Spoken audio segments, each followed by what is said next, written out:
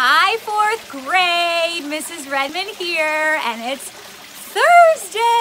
This is the last day of the week that you're gonna get a video from me today because tomorrow is Good Friday. So we're going to spend tomorrow with family as we think about Jesus and his road to the cross and what he did for us and what a sacrifice that was. And heading into Easter weekend, I just hope this is an awesome weekend with you and your family, and I hope you just are really blessed by your time together, and maybe your church does some online services that you can attend together, and I just hope it's a great time for you and your family.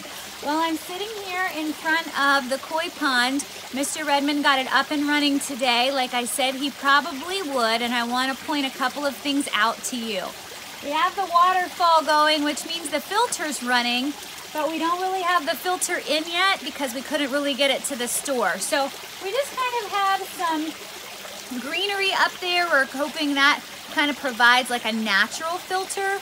We've also put a UV light into the pond, and if Mr. Redmond's my cameraman today, if he can kind of like show down at the bottom, you know, you can't really see the fish right now because they are, the water's moving, and so they're kind of swimming around, and this is kind of really gross water, but the UV light will help to get rid of that algae. So hopefully by next week when I show you my pond, you'll be able to see all the way to the bottom and it will be clear. So that's one of the steps of getting our koi pond ready for the spring and the summer, is getting the filter up and running, putting the UV light in so that we can get rid of some of the algae and just clear the water up, okay? And the fish and the plants do a great job of doing that too.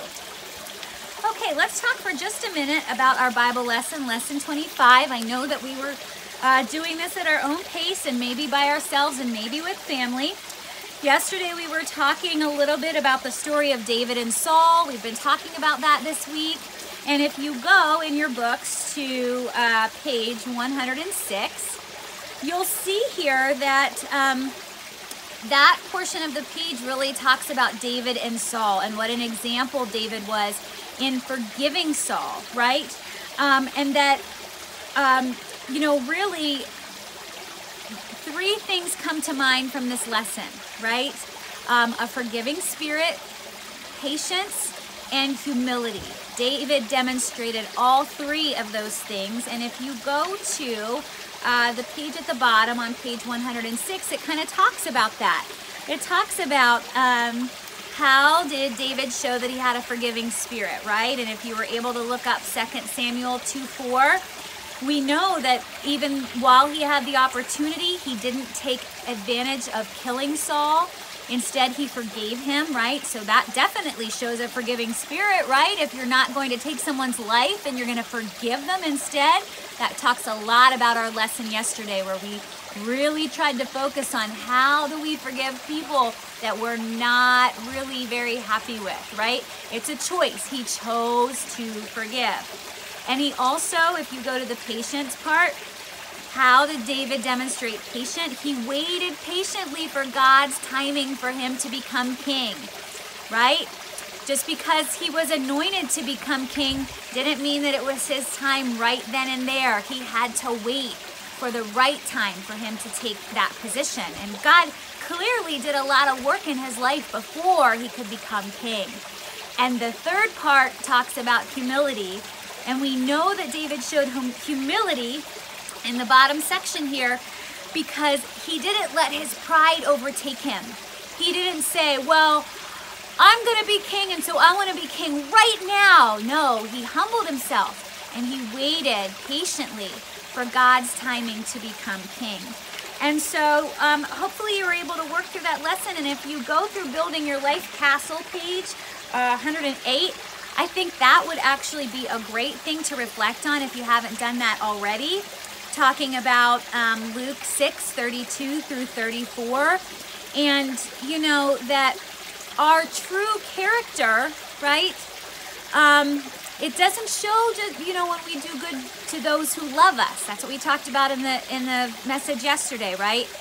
Our true character really shows when we do good to people who we would consider our enemies, which I know kind of might in fourth grade seem a little bit different than, gosh, King Saul and David, right? They were like enemies on the hunt for each other.